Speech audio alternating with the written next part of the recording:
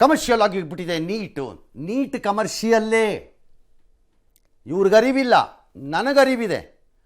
ಹಿಂದಿನ ಕಾಲದಲ್ಲಿ ಎಲ್ಲ ಮೆಡಿಕಲ್ ಕಾಲೇಜುಗಳ ಹತ್ರನೇ ಇರ್ತಿತ್ತು ಸೀಟ್ಗಳು, ಅದು ಕಮರ್ಷಿಯಲ್ಲೇ.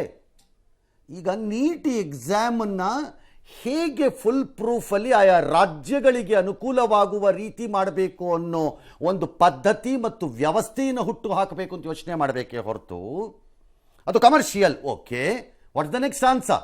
ಅದನ್ನು ರಾಜ್ಯಗಳಿಗೆ ಕೊಡಿ. ರಾಜ್ಯಗಳಲ್ಲಿ ಲೀಕ್ ಆಗಲ್ಲ ಪೇಪರು ಅಂತ ಕರ್ನಾಟಕದ ಅನುಭವದ ಆಧಾರದ ಮೇಲೆ ಹೇಳ್ತೀರೋ?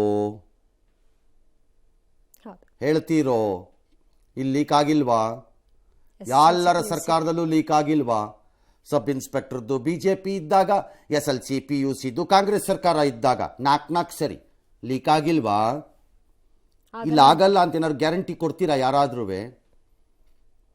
That is not the answer. Answer is full proof system ಹೆಂಗೆ ತರಬೇಕು ಅಂತ, ರಾಜ್ಯಗಳಿಗೆ ಅನುಕೂಲವಾಗುವ ರೀತಿ.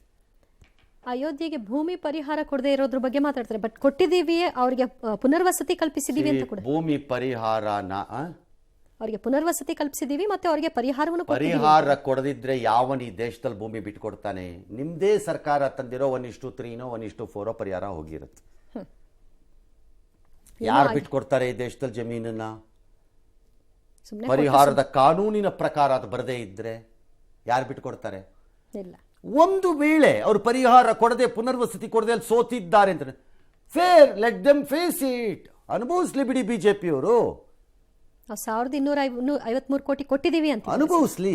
1000 ಕೊಟ್ಟಿದಾರೋ 2000 ಕೊಟ್ಟಿದಾರೋ ಅನುಭವಿಸ್ಕೊಳ್ಳಿ ಬಿಡಿ. ರಾಜಕೀಯವಾಗಿ ಫೇಸ್ ಮಾಡಲಿ, ಅವರು ಅದನ್ನ ರಾಜಕೀಯವಾಗಿ ಫೇಸ್ ಮಾಡಲಿ, ರಿಯಾಕ್ಷನ್ ಸಿಗುತ್ತೆ. ಆದರೆ ಅಯೋಧ್ಯೆಯಲ್ಲಾದ ಸೋಲು ಹಿಂದುತ್ವದ ಸೋಲು ಅಂತನೋ ರಾಮನ ಸೋಲು ಅಂತನೋ ಹೇಳಬೇಡಿ.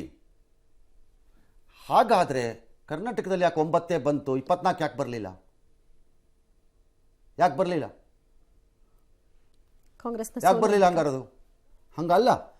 ಚುನಾವಣೆಗಳಲ್ಲಿ ಎಲ್ಲ ಜಯ ಮತ್ತು ಅಪಜಯಕ್ಕೆ ಒಂದು ವಿಚಿತ್ರವಾದ ಕಾರಣಗಳು ಅಲ್ಲಿ ಲೋಕಲಿ ಸೆಟ್ಲ್ ಆಗಿರುತ್ತದೆ. ಅದು ಕಾರಣ ಇರುತ್ತದಕ್ಕೇನೋ ಒಂದು. ಆ ಕಾರಣ ಇದ್ರೆ ಹಾಗಾದ್ರೆ DK ಸುರೇಶ್ ಯಾಕೆ ಸೋಲಬೇಕಿತ್ತು? ಕ್ಷೇತ್ರಕ್ಕಷ್ಟೆಲ್ಲ ಮಾಡಿದ್ದೀನಿ, ಯಾಕೆ ಅಷ್ಟೆಲ್ಲ ಮಾಡಿದ್ದಾರೆ ಅಲ್ಲ, ಅಷ್ಟೆಲ್ಲ ಓಡಾಡ್ಕೊಂಡೇ ಇದ್ರಲ್ಲ ಅವರು, ಯಾಕೆ ಸೋಲ್ಬೇಕಿತ್ತು ಅವರು?